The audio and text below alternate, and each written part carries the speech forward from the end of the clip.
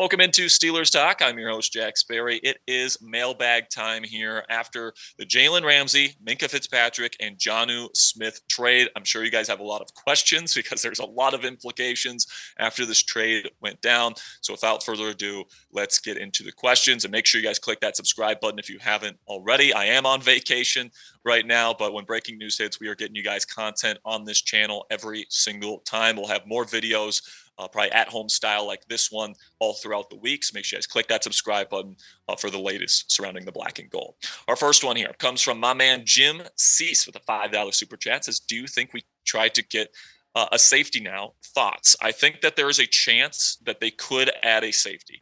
Now, I think it depends here, Jim, on how they feel about Juan Thornhill. Obviously, they bring in Thornhill this offseason. He's a former Super Bowl champion as a starting free safety for the Kansas City Chiefs. He is a ball hawk. He is known, at least back in his heyday, as somebody that would get a lot of interceptions. Kind of felt like he may be a bandit safety this year, and he might if the Steelers plan on playing Jalen Ramsey at free safety. We'll see what the Steelers' plan is for Ramsey in this defense. But if they plan to play Ramsey mostly at corner, that means Thornhill assumes that role of the free safety if they don't make a move. If the Steelers feel like Thornhill is back to being healthy, Thornhill has said that he has dealt with and played through injuries over the last several years, and he hasn't had an interception since he was with the Kansas City Chiefs back in 2022, where he had 3 of them, and of course in a Super Bowl winning campaign for Kansas City. So the last 2 years, no interceptions, not a ton of production there with Cleveland. Honestly, his film has been frankly brutal. So if he comes in as the starting free safety and he's bad for the Steelers, that is going to be a major downgrade at the free safety position for Pittsburgh. So if the Steelers feel like they don't want to take that risk, they could get somebody like a Justin Simmons, who is still a free agent. A lot of interception production throughout his career. Had a down year with the Atlanta Falcons last year, but I thought that the fit in the defense there, kind of quarters heavy, palms heavy, cover 6 heavy defense that Raheem Morris runs there in Atlanta, didn't really fit his skill set. I think Justin Simmons is more of a true free safety, which is what he would be playing here in Pittsburgh. So I would love a Justin Simmons signing, but also if they feel good enough about Juan Thornhill, I think that might be what they do as well. So we'll see on that front. Also, Jordan Poyer is another option to consider. Poyer is one of Aaron Rodgers' best friends. He's gone on ayahuasca retreats with Rodgers in the past. And as Rodgers says in his documentary, there's no bond like a retreat brotherhood. So Poyer is another name to watch out for, but we'll see on the safety front. Got one from LT here with a $5 super chat. Says, what happened behind closed doors for the Steelers to agree to moving on from Minkah is unexpected. I always saw Minkah as a Steeler for life. I think what it comes down to here, guys, is that Minkah, his cap hit was just so large and he wasn't backing it up with the production he was putting on the field. I still think he's a good safety, still a really good player, but they're paying him like top 3 safety money, and his cap hit was getting to over $20 million per season. And for somebody that's just gotten 1 interception in the last 2 years, and that's kind of been his thing, is making big time impact plays, being around the football, doing all those things. I think the Steelers said, we really want Jonnu Smith. And I think the Dolphins probably said, we need Minkah Fitzpatrick back in the trade if we're going to be trading Jonnu Smith to you. And the Steelers felt like they were more willing to let go of Minkah than give up a high draft pick to be able to get Jonnu Smith on their roster. And they also get Jalen Ramsey in return for Minkah, and they probably feel like he's at least as good as Minkah is, if not better. So I think the Steelers feel like they're getting what they want out of this deal. Obviously, losing a guy like Minkah Fitzpatrick, the person in your locker room, sucks. He's an awesome guy, awesome teammate. I'm shocked Mike Tomlin decided to trade him because he loves Minkah as a person, allows him to sit in on defensive coaches meetings and all these different things. He's going to be I wish him best of luck in Miami, but with his increasing age, his decreasing production, his decreasing athleticism, and a cap hit that's only getting higher, I don't think the Steelers necessarily wanted to trade Minkah, but they really wanted Ramsey and they really wanted Jonnu. And because of those 2 declining factors for Minkah, I think that they were willing to make this deal. Then we got one from LMV Gaming. Says, what's the Chris Olave situation look like? Steelers made a call to New Orleans. They were interested in Chris Olave as a potential offensive playmaker to add to this offense. The Saints essentially told them no, and that's been the extent of it. I really don't expect Chris Olave to be traded. And honestly, that would be kind of cruel to Tyler Shuck, their rookie quarterback, because they don't have much outside of Chris Olave there in New Orleans at the receiver position. He's still on an affordable rookie contract. There's just really no reason for the Saints to trade Chris Olave unless they feel like he's like a one more concussion away from retirement. But it seems like the Saints want to keep him on their roster, so I wouldn't expect a trade for Chris Olave. So let me know what you guys think down there in the comments section. Grade this trade for me down there in the comments section, A, B, C, D, or F. For me, I'm going to give this for now an A minus. We'll see what they end up doing at the safety position, like we talked about. If they add a safety, if they decide to go with Thornhill, where they put Ramsey, do they play him at safety or DB? Obviously, we'll have to get answers to those questions before we really get a finalized grade. But right now, you're adding an offensive playmaker and a defensive playmaker while also getting rid of a declining player with a large cap hit. So at the end of the day, I think the Steelers probably feel pretty good about where they're at. So I'll give it an A minus. This will be the pinned comment on today's show. YouTube's going to throw you an ad break here in just a couple of seconds. And when that happens, take advantage of that time by letting me know. And let me know your grade for the Minkah Fitzpatrick, Jalen Ramsey, Jonnu Smith trade. Then we got one from Milton Sanchez, 524 here. Says, do you think if TJ and the Steelers can't come to terms on a contract, will he be traded? And if so, would you trade him for McLaurin?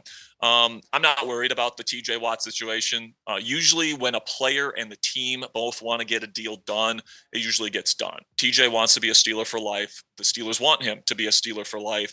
So I expect them to come to terms on at least one more contract extension here. I still think he's young enough where he can still be a very high level player for the next at least 2-3 years, while he's still on that next contract extension, the next 3-4 years potentially. He's arguably still, he's definitely still a top 3 defensive player in football, arguably the best defensive player in football right now. So he's probably asking for a lot of money. And, maybe part of this deal with Minkah Fitzpatrick was they felt like they wanted more cap space for the future so that they could make a deal with TJ Watt. It wouldn't shock me if that was part of why the Steelers decided to let go of Minkah Fitzpatrick here. The cap hit for Jalen Ramsey is not very high whatsoever. They are paying him quite a bit in cash this year, especially with an option bonus that kicks in week 1. But, the cap hit's not too bad for Ramsey this year. And then you pretty much cut him next offseason. And then maybe, hopefully, he plays well enough where he earns another deal with the Steelers. But this opens up a lot of cap space to potentially get a TJ Watt deal done and make him one of, if not the highest paid defensive player in football. So I don't think a trade is really on the table, Milton. I would be absolutely shocked if they trade him. But then again, I'm surprised they traded Minkah, so who knows? We got one here from Steelers Prods. It says, if we don't sign a safety, is Caleb Downs an option in the draft next year? Downs is probably going to be a top 5 pick, if not top 10 pick. And the Steelers are going to use their first-round pick most likely on a quarterback.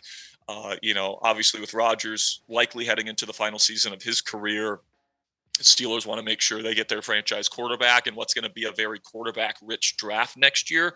There might be like 5, 6, maybe even more first-round quarterbacks next year. It's going to be a really good QB class, and the Steelers are going to have a lot of options there. And that's why they passed on a quarterback this year. They felt like, they had a better chance of finding their franchise guy in 2026 as opposed to 2025, which was absolutely the case, by the way. Shedeur Sanders, I think, probably would have been a bust here. He's probably not even going to make the final Cleveland Browns roster at this point. And then, the guys after that, Jackson Dart, I think he's got a limited upside. I would have been okay with Milroe, to be honest with you, but there's better options than Milroe in next year's draft. So I like the decision from Pittsburgh to bring in Rodgers and then get their quarterback next year. So unless Rodgers comes back for another season, or if Will Howard, plays well enough in practice this year to be the guy heading into 2026, I don't think Caleb Downs is really an option for the Steelers next year. Then we got one from number 1 Steelers. Says, what are we going to do with Darnell Washington? If he's a fullback, then what will he do with Connor Hayward? So Hayward had kind of a down season last year. It would not shock me if he gets cut from this team, unfortunately.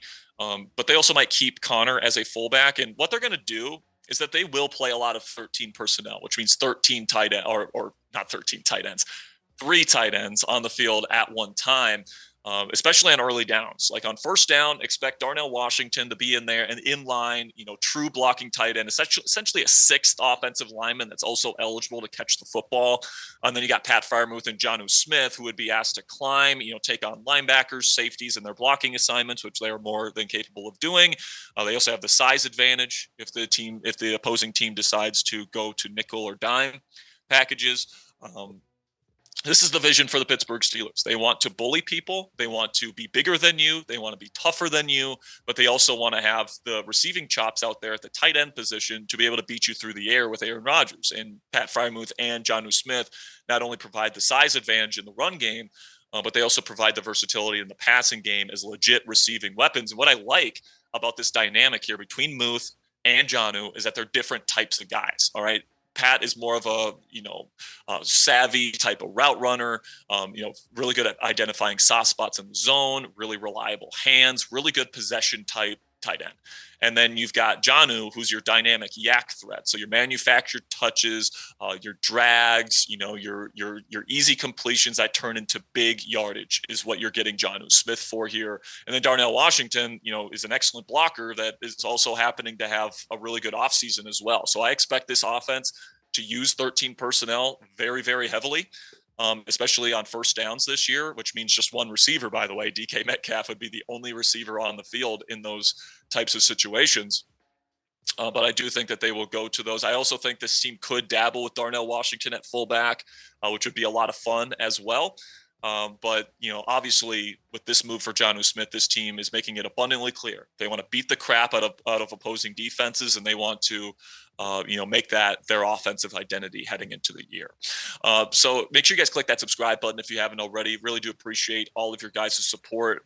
It's definitely possible the Steelers aren't done here and they make another signing. They might sign Justin Simmons. They might sign Gabe Davis is another report that came out from Jeremy Fowler today that they could be interested in. So make sure you guys click that subscribe button if you haven't already for more breaking news coverage on the Black and Gold as we get ready for training camp.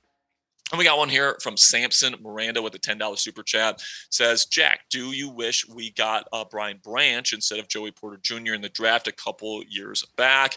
How high do you think Porter's ceiling is? I think Porter's ceiling is really high. I really do. People sleep on Joey because he was dealing with some injuries last year. And because of that, he wasn't able to be as much of an impact as he was early on in the season. And then much of his first season as a starter here in Pittsburgh. But he's got some of the best press jam coverage out of any player in the National Football League because of his long arms and physicality. And we have seen him shut down legit number one receivers in this league very consistently when he's healthy. So I'm still a big believer in Joey Porter Jr. Does he grab too much? Yes, but so does guys like, Sauce Gardner, but so does guys like Marshawn Lattimore, other players in this league that are very physical corners.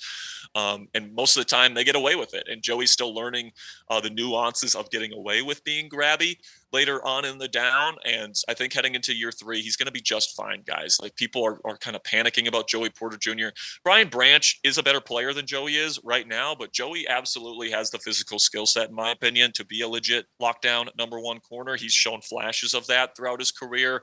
And when he's on, it allows the Steelers defense to rotate coverage away from him because they can just trust Joey on an island. So, he's somebody that I'm still a really big fan of. I still have a high level of belief in. The Steelers still have a high level of belief in.